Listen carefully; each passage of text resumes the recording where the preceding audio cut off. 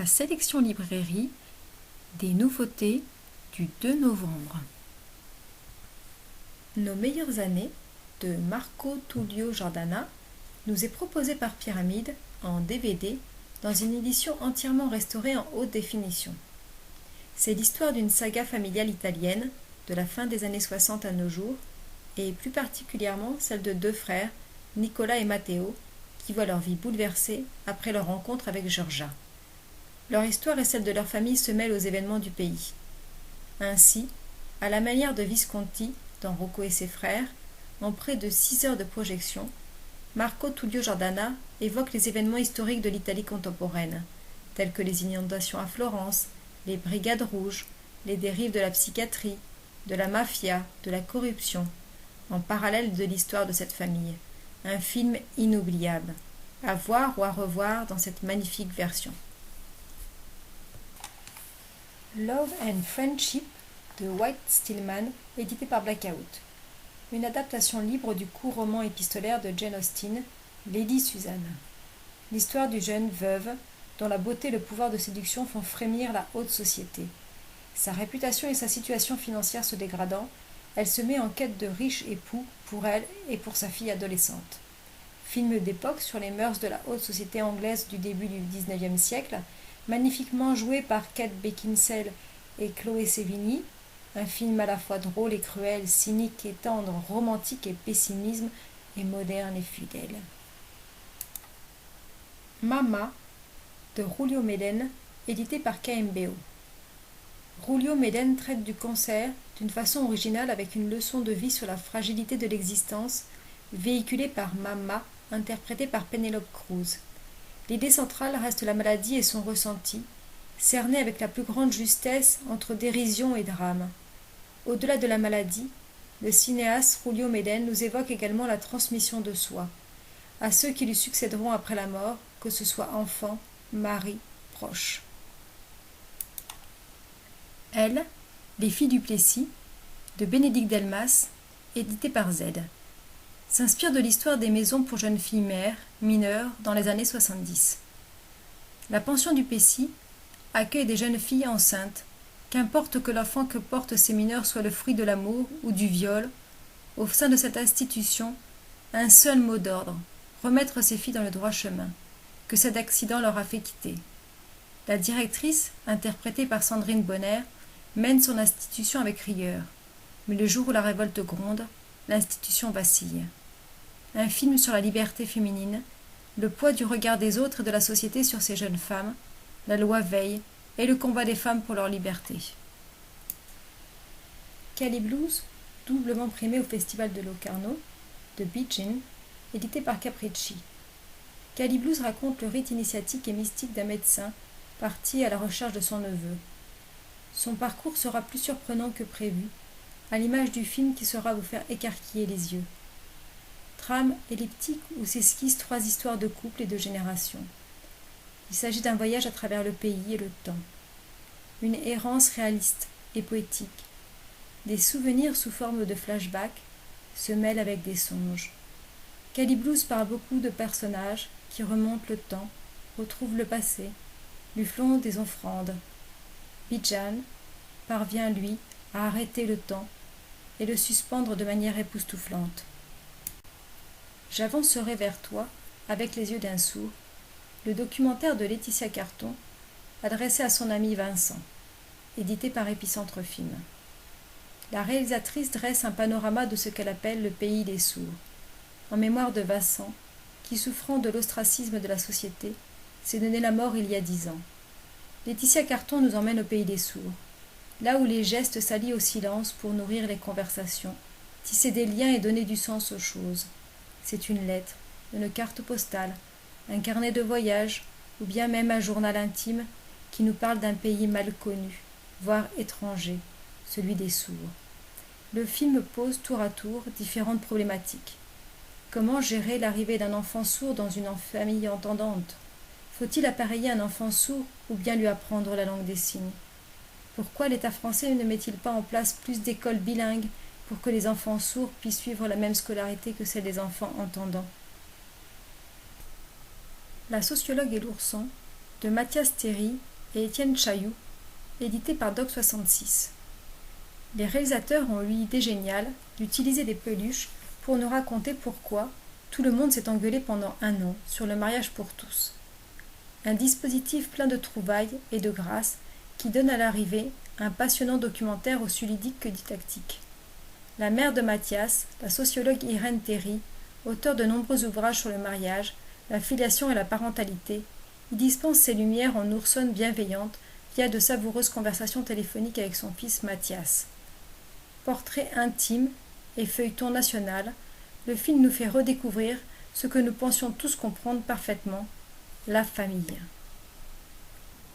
Le divan du monde de Swen de Pau, édité par KMBO. Quel drame se noue et se dénoue dans le cadre d'une thérapie. Swen de Pau a installé 2 caméras dans le bureau de Georges Federman, un thérapeute strasbourgeois, pour un documentaire en forme de huis clos qui met à jour le rôle et la mécanique de la parole dans le soin. C'est un face-à-face, filmé façon de pardon, où le psychothérapeute déploie ses trésors d'inventivité, manie l'humour comme on tente des coups de poker pour réinstaurer chez les patients une légitimité. Swen de Pau parvient à faire ressentir ce qui se joue dans ce cabinet, pareil à un navire dont on ignore s'il va s'effondrer à la prochaine rafale. On ne saurait trouver les mots justes pour qualifier certains récits tant ceux-ci se révèlent bouleversants. Le divan du monde, le film à prescrire tout simplement. La passion de Sergueï Stchoukine, film officiel de l'exposition de la Fondation Louis Vuitton, en collaboration avec le musée de l'Ermitage de Saint-Pétersbourg et le musée Pouchkine de Moscou, qui aura lieu du 20 octobre au 20 février 2017, édité par Arte en DVD. Tel un polar historique, découvrez l'histoire de ce collectionneur, mécène, visionnaire de l'art français du début du XXe siècle, et nom qui fait frémir tous les amateurs d'art. En moins de 20 ans, entre 1895 et 1914, Sergueï Stchoukine acquit 258 tableaux. Pour la première fois, depuis la fermeture du musée par Lénine en 1917, entré dans le premier musée d'art moderne que constitue la collection de Sergueï. À partir des archives du musée Pouchkine, découvrez l'histoire de cette magnifique collection. Le film sera diffusé sur Arte le 30 octobre. OGM, Mensonges et vérité, un film de Frédéric Castaignède, édité par Arte. Tourné dans 11 pays et sur 4 continents, ce film explore les enjeux liés aux OGM, tant pour la santé que pour l'environnement et la biodiversité. Tel un thriller politico-scientifique sur les OGM, une diffusion en prime time sur Arte est prévue lors de la soirée spéciale Monsanto. Ni Dieu ni Maître, une histoire de l'anarchisme de Patrick Berberis, édité par Arte. Dans la veine de la série Capitalisme et en complément du livre Histoire de l'anarchie, découvrez la nouvelle série d'Arte consacrée à l'anarchisme. Ce documentaire raconte l'histoire du mouvement anarchiste et ses grandes figures, de sa naissance à nos jours. Une histoire au cours de laquelle les plus nobles intentions ont parfois mené aux plus basses œuvres, mais malgré des défaites, cette pensée n'a jamais cessé de renaître de ses cendres. Les années Obama, série documentaire éditée et diffusée en prime time sur Arte. Premier noir à accéder à la charge suprême aux États-Unis, Barack Obama a soulevé une vague d'enthousiasme à travers le monde à son arrivée à la Maison-Blanche, comme aucun président américain avant lui. En s'appuyant sur son entretien exclusif, cette série documentaire fait revivre les moments historiques de ces 2 mandats, selon la méthode rigoureuse du documentariste Brian Lapping, Yougoslavie, suicide d'une nation européenne. Un travail qui s'inscrit dans la durée, questionne les liens entre l'action politique et l'actualité brûlante et offre une immersion dans les coulisses de la Maison-Blanche à travers interviews de personnages clés et images d'archives revisitées. Après le succès du coffret de la Comédie Française volume 1, les éditions Montparnasse nous proposent de retrouver 24 pièces inoubliables dont 4 inédites dans ce nouveau coffret Comédie française volume 2. Un incontournable pour les amoureux du théâtre. Un magnifique coffret à l'attention de tous les amateurs du 7e art. Il était une fois le cinéma, édité par les éditions Montparnasse. Serge July nous propose dans cette collection 20 documentaires pour mieux comprendre et analyser 20 films majeurs de l'histoire du cinéma, tels que La Reine Margot, La Règle du jeu, Le Dernier Tango à Paris. Jack London, une aventure américaine, éditée par la Compagnie des Indes. De la fin de la conquête de l'Ouest à la Première Guerre mondiale, Jack London, écrivain, aventurier et grand reporter, fut à la fois témoin et acteur privilégié des profonds bouleversements de la société américaine. Réalisé à l'occasion du centenaire de sa disparition, le docu-fiction raconte comment son destin, hors du commun, illustre de manière exemplaire la naissance de l'Amérique moderne et son émergence en tant que superpuissance internationale. Le ballet aquatique de Raoul Ruiz, édité par les Documents cinématographiques. Raoul Ruiz revisite l'œuvre de Jean Painlevé, le père du cinéma scientifique en France, au croisement de la science et du surréalisme. Entente cordiale de Marcel L'Herbier, édité par les Documents cinématographiques. Le prince de Galles, interprété par Victor Francin, est un grand amoureux des cocottes en cette fin du XIXe siècle. La petite histoire rejoint la grande, à un moment où l'Angleterre, où règne pourtant une famille de sang allemand, se rend compte que la puissance qui la menace n'est plus une France avide de paix et de compromis, comme à Fachoda, mais une Allemagne arrogante, avide de suprématie maritime et coloniale.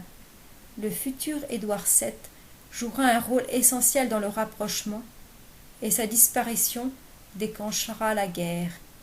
L'histoire de la fin improbable d'une confrontation millénaire sur fond de belle époque et de montée d'un ennemi commun. Grigori Tchoukaraï aux éditions Potemkin. Né en 1921 en Ukraine, Grigori Tchoukaraï s'impose dès la fin des années 50 comme l'un des grands cinéastes et des studios Mosfilm aux côtés de Kalatozov, Tarkovsky et Mikhalkov. Ce coffret réunit ses 3 premiers films réalisés entre la fin des années 50 et le tout début des années 60, pendant la période de déstalinisation. Les 3 films ont été honorés de plusieurs prix, notamment au Festival de Cannes. Ce sont ces 3 films majeurs, 3 grands films sur la guerre et l'humanité. Le 41e, 1956, La Ballade du soldat, 1959, et Ciel pur, 1961. Après le succès du coffret 100 ans de jazz, retrouvez dans un double DVD L'âge d'or du jazz classique, édité par The Corporation. Restaurées à l'aide de techniques de pointe, les images nous plongent littéralement dans le swing de l'âge d'or du jazz.